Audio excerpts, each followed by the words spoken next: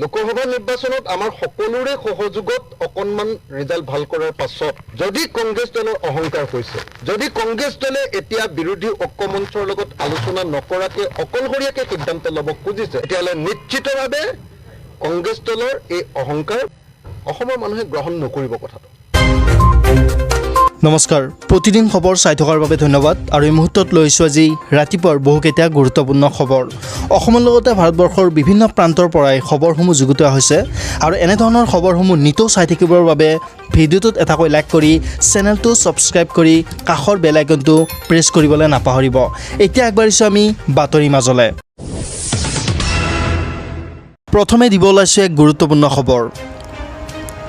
মুখ্যমন্ত্ৰীৰ অহংকাৰ আৰু প্ৰাক্তন মুখ্যমন্ত্ৰীৰ বিফলতাৰ বাবে অসমৰ ৰাইজ আজি বিপদত। অসমৰ মানুহে আধাৰ কাৰ্ড নথকাৰ বাবে ৰেচন লাভ কৰা নাই। অসমৰ ৰাইজৰ বাবে আধাৰ কাৰ্ডৰ সমস্যাটোহে অধিক বেছি গুৰুত্বপূৰ্ণ বুলি মন্তব্য আগবঢ়াইছে সাংসদ গৌৰৱ গগৈয়ে। বিৰোধীৰ উপদলপতিৰূপে দায়িত্ব লাভৰ পাছতেই অসমত উপস্থিত হৈছে গৌৰৱ গগৈ আৰু তাৰ পাছতেই এই প্ৰতিক্ৰিয়া গৌৰৱ গগৈৰ। মুখ্যমন্ত্ৰীৰ অহংকাৰ আৰু সৰ্বানন্দ সোণোৱালৰ বিফলতাৰ বাবে অসমৰ ৰাইজ আজি বিপদত পৰিছে।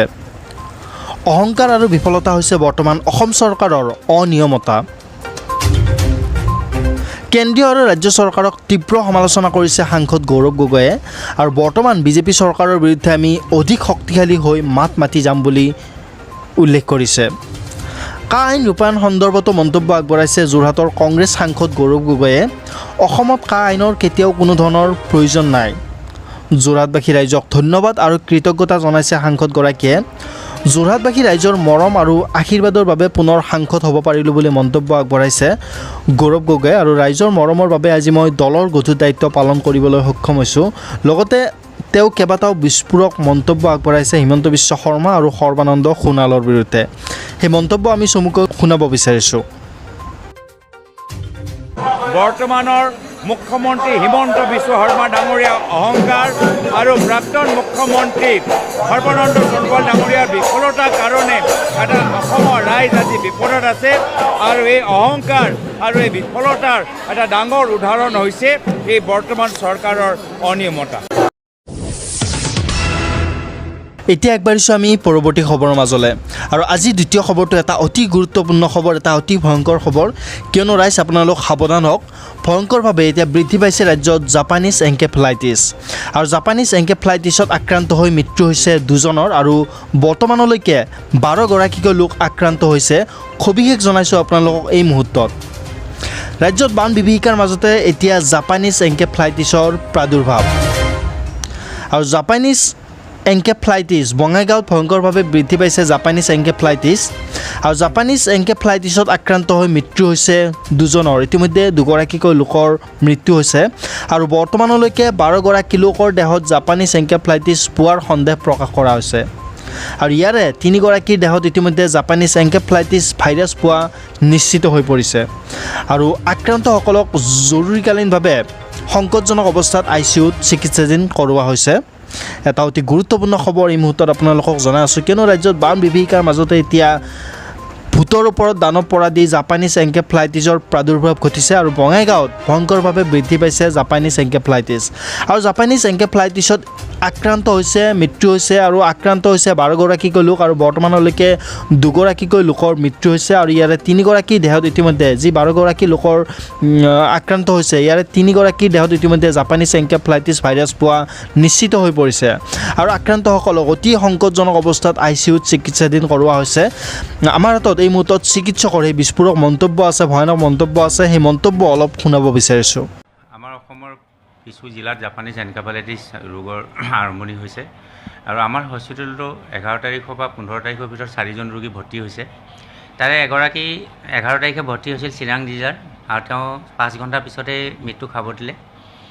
আৰু তেওঁ যাৱতীয় আমি পৰীক্ষা কৰাৰ পিছত গম পোৱা গ'ল যে তেওঁ জাপানীজ এনকেফেলাইটিছ আছিল। আৰু আমি ক্লিনিকেলিও ছাছপেক্ট কৰিছিলোঁ, পৰীক্ষা কৰি তেওঁলোকৰ যি চিমটম আছিলে আৰু পৰীক্ষাৰ পৰা আমি যিবিলাক পাইছিলোঁ।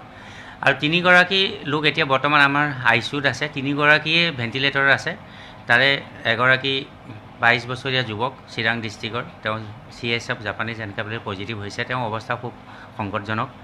আৰু এগৰাকী গীতাঞ্জলি কলিতা বুলি তেখেত 23 বছৰীয়া এগৰাকী বোৱাৰী, তেওঁ 8 মাহৰ অন্তঃসত্ত্বা আছে, প্ৰেগনেঞ্চি হৈ আছে, গতিকে তেওঁ ভেণ্টিলেটৰত আছে, বহুতো ক্ৰিটিকেল। আৰু পদ্মা ৰয় বুলি 51 ইয়েৰ্ছৰ তেওঁ বঙাইগাঁও ডিষ্ট্ৰিক্টৰ হয়, তেওঁ ভেণ্টিলেটৰত আছে। গতিকে আমি সাৱধানতা ল'বলৈ আৰম্ভ কৰিবলৈ সময় হ'ল যে এই সময়ত বিশেষকৈ জুন, জুলাই, আগষ্টলৈকে এইটো পিৰিয়ডত জাপানীজ এনকেফেলাইটিছ ৰোগৰ আৱিৰ্ভাৱ হয়। বিশেষকৈ বৰষুণ হৈছে, পানী জমা হয়। আমাৰ যিটো মহে কামুৰিলে বেমাৰটো হয়, এই মহৰ বংশবৃদ্ধি এইটো সময়ত বেছি হয়, কাৰণ পানী জমা হৈ থাকে।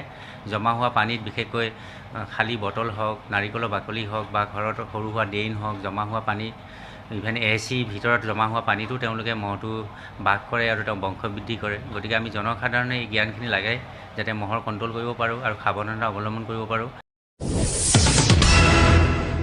এতিয়া আগবাঢ়িছোঁ আমি বাতৰিৰ পৰৱৰ্তী অংশৰ মাজলৈ। উপ নিৰ্বাচনত যদি অকলে কংগ্ৰেছে প্ৰতিদ্বন্দ্বিতা কৰিব বিচাৰিছে তেন্তে মূৰ্খৰ স্বৰ্গত বাস কৰিছে কংগ্ৰেছ। ৰাইজৰ সামান্য সঁহাৰিতে কংগ্ৰেছ হৈ উঠিছে এতিয়া অহংকাৰী। এই মন্তব্য কৰি মহাবিস্ফোৰণ ঘটাইছে ৰাজ্য দলৰ সভাপতি অখিল গগৈয়ে।